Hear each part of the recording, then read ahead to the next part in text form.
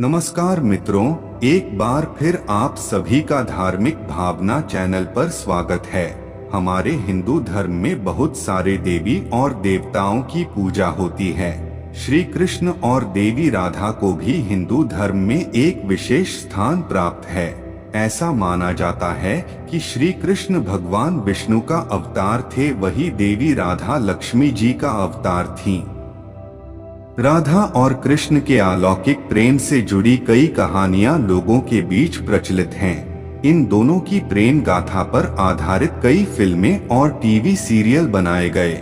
इन सभी में जहां एक तरफ राधा और कृष्ण की प्रेम लीलाओं को दिखाया गया, वहीं दूसरी तरफ राधा और कृष्ण के बिछड़ने को भी जिक्र किया गया है। वास्तव में भी राधा कृष्ण से जुड़ी कथाओं में भी हमें यही सुनने को मिला है कि राधा और कृष्ण ने एक दूसरे से कभी विवाह नहीं किया था, मगर सभी यह भी जानना चाहते हैं कि आखिर ऐसे कौन से कारण थे जो राधा और कृष्ण का विवाह नहीं हुआ।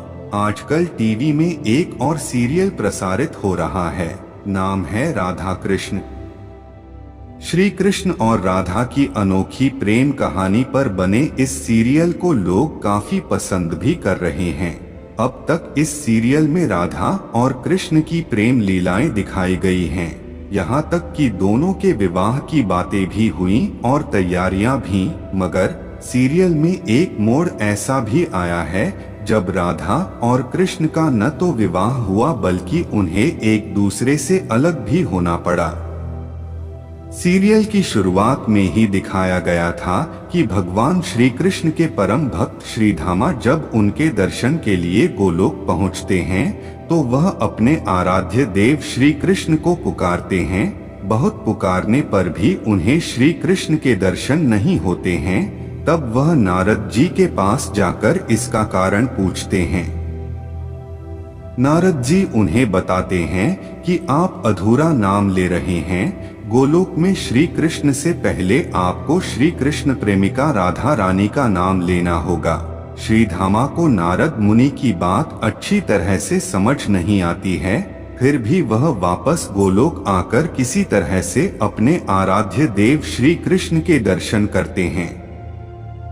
उन्हें भोग में माखन चढ़ाते हैं, मगर जब श्रीधामा यह देखते हैं कि राधा उन्हें अपना झूठा माखन खिला रही हैं, तो उन्हें क्रोध आ जाता है। वह श्री कृष्ण से पूछते हैं कि प्रेम और भक्ति में कौन श्रेष्ठ है। तब श्री कृष्ण अपने भक्त श्रीधामा को द्वारपाल बनाकर विश्राम करने चले जाते हैं और वहीं सोचते हैं कि प्रेम और भक्ति में क्या श्रेष्ठ है। श्री कृष्ण को जब कुछ समझ नहीं आता तो वह राधा को याद करते हैं और राधा भी उनके पास दौड़ी चली जाती हैं, मगर श्रीधामा जो श्री कृष्णा के द्वार पर द्वारपाल के रूप में खड़े थे, उन्हें अंदर नहीं जाने देते। दोनों में तर्क वितर्क होता है। जैसे ही राधा बलपूर्वक श्री कृष्ण के कक्ष में प्रवेश करने वाली होती हैं, श्रीधामा उन्हें 100 वर्ष तक श्री कृष्ण को भूल जाने और मृत्युलोक में रहने का श्राप दे देते हैं। श्रीधामा के श्राप के अनुसार राधा को पृथ्वी लोक जाना होता है। श्री कृष्ण भी अपनी राधा से मिलने के लिए पृथ्वी पर जन्म लेते हैं, मगर राधा को गोलोक की कोई भी बात याद नहीं होती। भले राधा को गोलोक के बारे में कुछ भी याद नहीं होता, मगर श्री कृष्ण उन्हें कभी सपने तो कभी अपनी आंखों में गोलोक के दर्शन कराते रहते हैं। राधा को भी श्री कृष्ण से प्रेम हो जाता है, मगर राधा के बाल सखा एवं महापंडित उग्रपद के पुत्र आयान को भी राधा से प्रेम होता है। वह राधा को हासिल करने के लिए कई बार श्री कृष्ण को मारने का प्रयास करता है।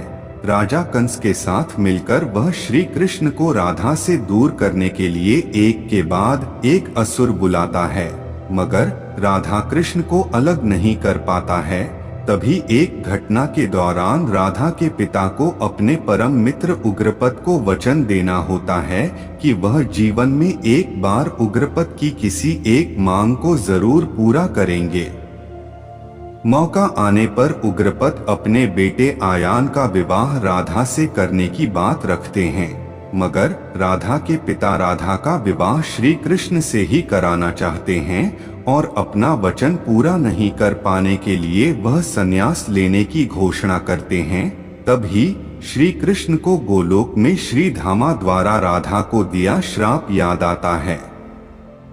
श्री कृष्ण इस बात का जिक्र राधा से करते हैं और विवाह को न करने की बात राधा के समक्ष रखते हैं। इसके साथ ही वह राधा को अपनी पुत्री होने का धर्म निभाने के लिए भी कहते हैं।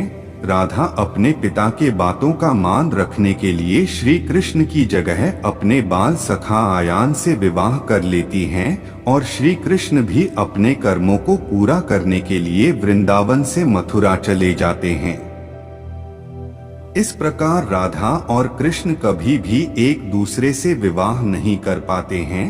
तो मित्रों, आज के लिए बस इतना ही। अगर आपको मेरे द्वारा इस YouTube वीडियो में बताई गई बातें अच्छी और सच्ची लगी हो तो कृपया आप मेरे चैनल धार्मिक भावना को सब्सक्राइब करें तथा मेरे इस YouTube वीडियो को लाइक तथा शेयर जरूर करें, क्योंकि धर्म के प्रचार प्रसार के इस नेक कार्य में आपका सहयोग अपेक्षित है। अगर इस विषय पर किसी का कोई भी सुझाव या सवाल है तो वो मुझे YouTube कमेंट बॉक्स में जरूर लिखें। मुझे आपके संदेश का इंतजार रहेगा। तब तक के लिए धन्यवाद।